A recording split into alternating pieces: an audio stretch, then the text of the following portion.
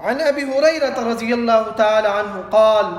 قال رجل یا رسول اللہ صلی اللہ علیہ وسلم من احق بحسن صحابتی۔ حضرت ابو ہریرہ رضی اللہ تعالیٰ عنہ فرماتے ہیں کہ ایک شخص نے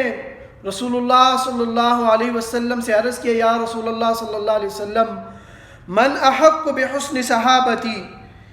کہ میرے تعلقات، احسان و سلوک کا سب سے زیادہ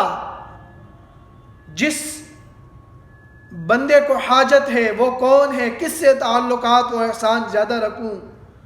تو اللہ کے رسول صلی اللہ علیہ وسلم نے فرمایا، قال امک، تیری ماں۔ وہ شخص کہنے لگا ثم من، پھر اس کے بعد حضور نے فرمایا قال امک ثم من، حضور پھر کون؟ فرمایا قال امک،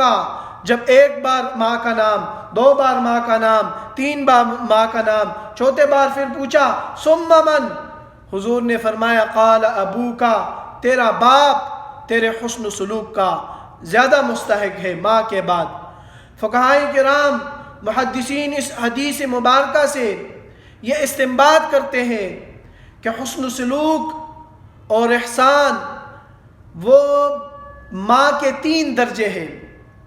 3 درجے ماں کے اوپر ہے باپ سے۔ اگر کوئی شخص اپنی ناداری کی وجہ سے دونوں کے ساتھ حسن سلوک نہیں کر سکتا تو وہ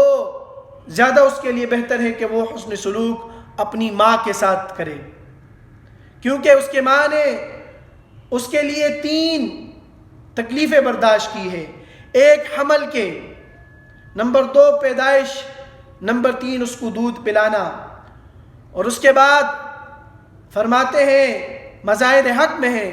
کہ حسن سلوک تو ماں کے ساتھ، لیکن تعظیم اور اعزاز میں درجہ باپ کا بڑا ہے۔